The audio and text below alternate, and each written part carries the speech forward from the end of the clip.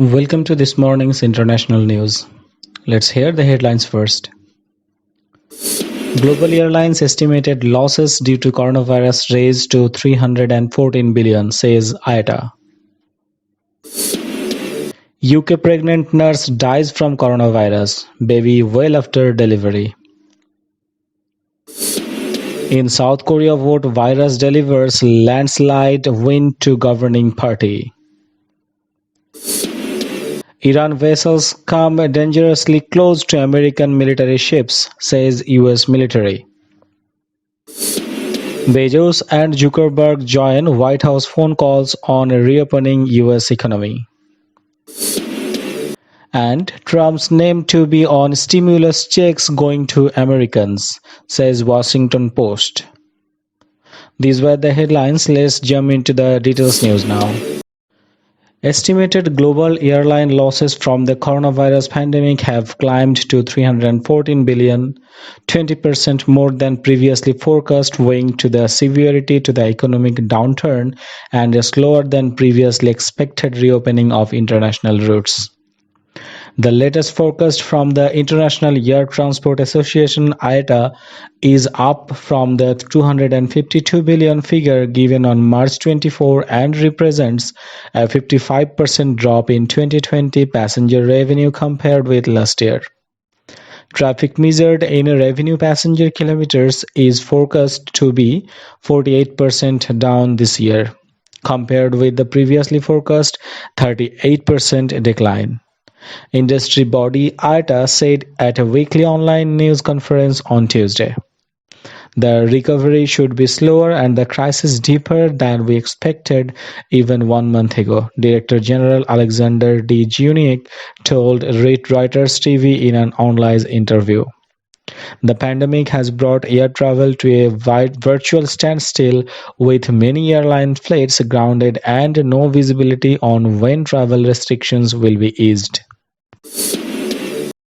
A pregnant nurse has died after contracting the coronavirus, but her baby, a girl, was delivered successfully and is doing well, the British hospital where she worked said on Wednesday.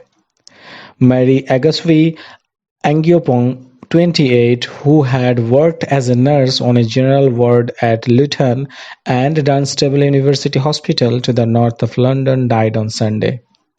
It was not clear if the baby had tested positive for the disease.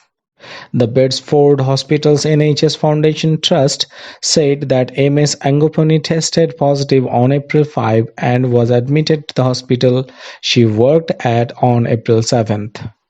It is with great sadness that I can confirm the death of one of our nurses, Mary Agnikiopong, who passed away on Sunday, said David Carter, chief executive of the trust.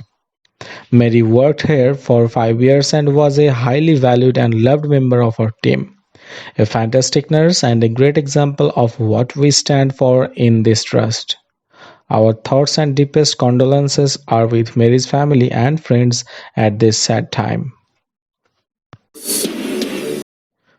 President Moon Jae-in's governing party in South Korea won a landslide in parliamentary elections Wednesday as he leveraged his surging popularity over his country's largely successful battle against the coronavirus to increase his political savvy. With more than 99% of the votes counted, Moon's left-leaning Democratic Party had won 163 seats in the 300-member National Assembly, according to the National Election Commission on Thursday morning. The satellite party, the Democrats, created for Wednesday's election on 17 seats. Together, the two groups took 3/5 of all seats, giving Moon the largest majority of seats in 3 decades. The main conservative opposition, United Future Party, and its own satellite Future Korea Party suffered a crush defeat, winning 103 seats between them. The remaining seats were taken by independents and candidates from smaller parties. 11 vessels from Iran's Islamic Revolutionary Guard Corps Navy (IRGC) came dangerously close to US Navy and Coast Guard ships in the Gulf, the US military said on Wednesday, calling the moves dangerous and proactive. While such interactions had occurred occasionally a few years ago, they had stopped, and this incident comes at a time of increased tension between two countries. According to the statement, the Iranian vessels approached six US military ships while they were conducting interrogation operations with army helicopters in international waters. At one point, the Iranian vessels came within 10 yards of the US Coast Guard cutter Maui. The US ship issued several warnings through bridge-to-bridge radio blasts from the ship horns and long-range acoustic noisemaker devices. The Iranian ships left after an hour, the statement added. Jeff Bezos and the chief executive of Amazon.com Incorporation and Mark Zuckerberg, Facebook Incorporation's CEO, on Wednesday participated in White House conference calls about how to reopen the US economy in light of the coronavirus pandemic, company representatives said. The phone calls followed an announcement Tuesday by President Donald Trump about the information of advisory groups on how to open up the country, which include the other top US executives such as Apple Inc. CEO Tim Cook and JP Morgan Chase and co-chief Jamie Dimon. Business leaders told Trump the country needs much more coronavirus testing before the public would be confident enough to participate in reopening the economy, the Wall Street Journal reported. The president on Twitter called the calls very productive, adding that corporate leaders were all in on getting America back to work and soon. Some 94% of Americans have been under government stay-at-home orders to slow the spread of the coronavirus, which causes the potentially lethal respiratory illness COVID-19. The orders, including mandatory business closures, have battered the US economy and left millions of Americans unemployed.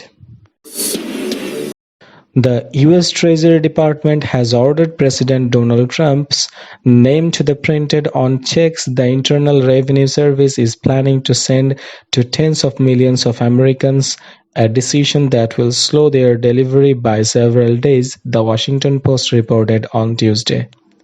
Citing unnamed administration officials, the Post said that 1,200 checks to be sent as part of $2.3 trillion package enacted last month to cushion the economic blow from the novel coronavirus outbreak will bear Trump's names in the memo line.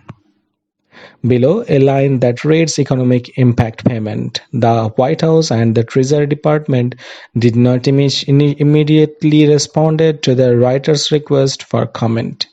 The Post said the decision to include Trump's name was announced to the IRS Information Technology team on Tuesday. The team, working from home, is now racing to implement a programming change that two senior officials said will likely to lead a delay in issuing the first batch of paper checks, it said. The Republican Trump is seeking re-election in November.